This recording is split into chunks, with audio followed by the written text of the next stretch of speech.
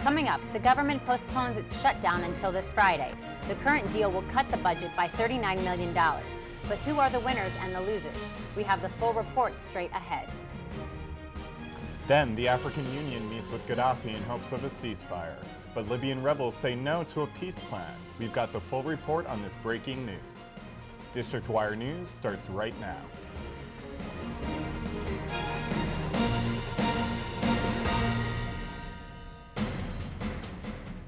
Good evening, I'm Kelsey Edgerly. And I'm Russ Schubert. Just before midnight on Friday, Congress reached a budget deal in the nation's capital. It came just in time to prevent a government shutdown. Samantha Hayes has more on what finally led to the agreement. Narrowly escaping a government shutdown, lawmakers reached a budget deal late Friday night, less than 2 hours before the midnight deadline. I'm pleased that Senator Reid and I and the White House have been able to come to an agreement that will in fact cut spending and keep our government open.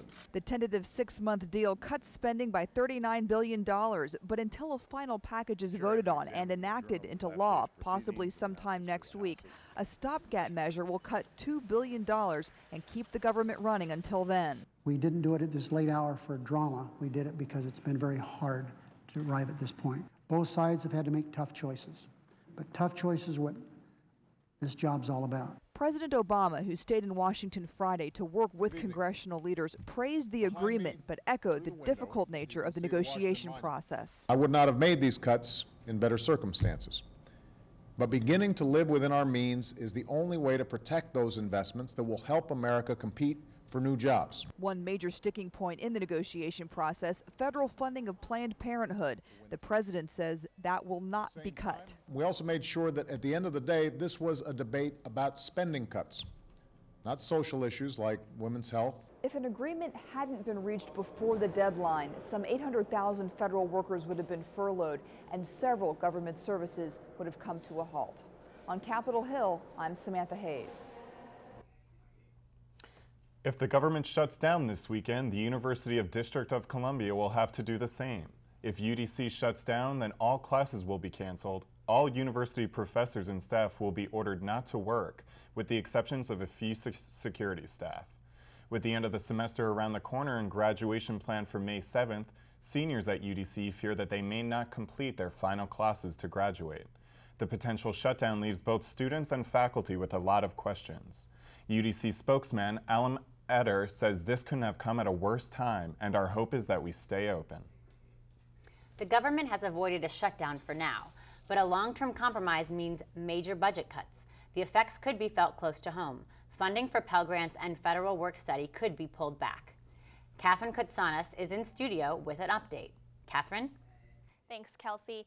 Students across the city have plans to stand up to lawmakers at a rally on Friday. Take a look. After weeks of listening to Congress contemplate budget cuts that could gravely impact financial aid. There is a budget reality facing both political parties. We need to dramatically reduce the deficit that we are facing. We fought to make sure that we protected early childhood education, Pell Grants for kids from low-income families who want to go to college. DC college students are taking matters into their own hands.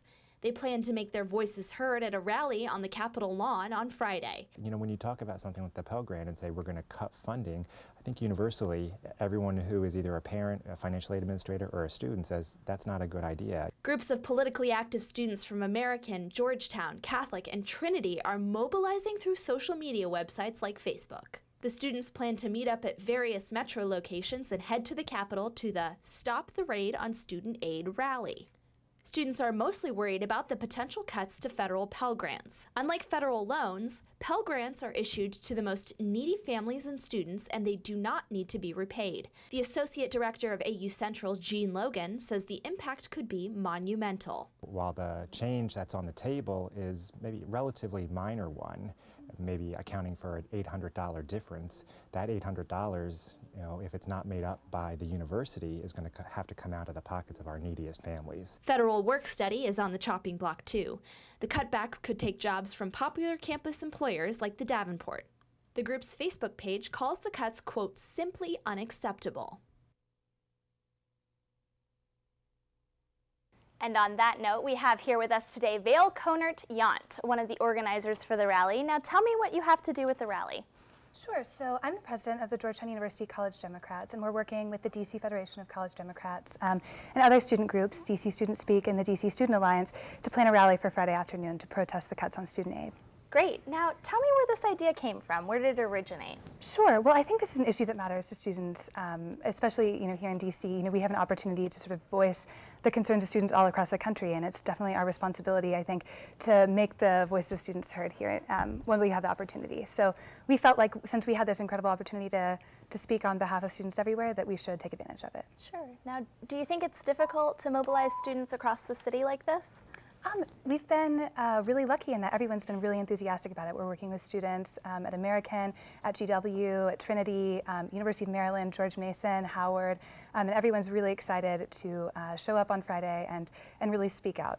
Now, have you found that numbers have picked up as you go on, or? Sure thing. We've been gathering a lot of momentum. Certainly, tools like Facebook and Twitter have really helped us gather steam as we're going forward. But we're excited. It looks like we're going to have a great turnout. Now, tell me a little bit more about that social media component. Was that intentional? Was it something that you guys planned to do? Sure. And I think especially with student organizing, social media is a really effective tool. And we're really lucky that we have a great sort of infrastructure already with all these different organizations that are used to organizing students, and we're excited about the possibilities in the future. Sure, sure. Now, is there a plan to a rally like this? Do you have, an itinerary? Sure. So the planning committee has sort of been working on gathering speakers and planning out sort of the agenda for the rally itself, and all we students have to do is show up. Great. So now, how many people are you expecting so far? So far, we're expecting probably around 200, and we're hoping, but as we've been sort of gathering steam, we're hoping that we can even exceed that goal. Sure.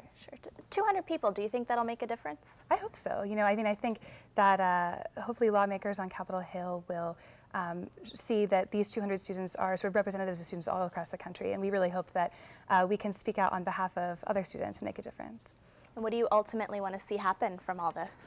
We hope that not just sort of in this budget cycle, but in budget cycles going forward, that lawmakers realize the importance of protecting student aid, especially in the form of Pell Grants and federal work study, things like that. And hopefully this is but one example of, and but one way to show why students matter. Great. Well, thank you so much, Vail. I guess we'll see what happens on Friday.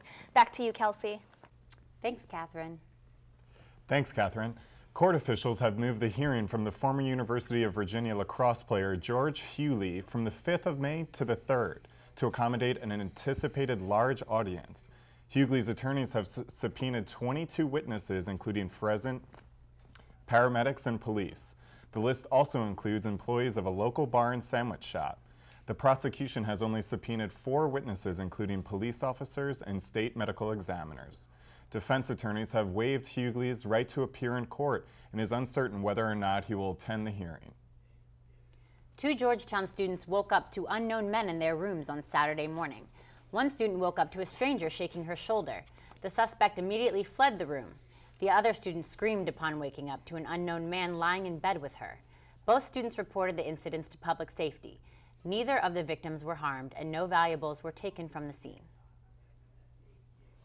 Police were called to the scene early Sunday morning in Northwest D.C., where a young man who was suffering from fatal gunshot wounds. Officers from D.C.'s 5th District arrived on scene on Irving Street soon after midnight, where the 20-year-old Kevin Andre Washington was lying.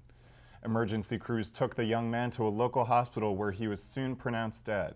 This is the 6th fatal shooting in Northwest D.C. in the past 5 days. Anyone with information about Washington's death or any of the other 5 is asked to call their local police station.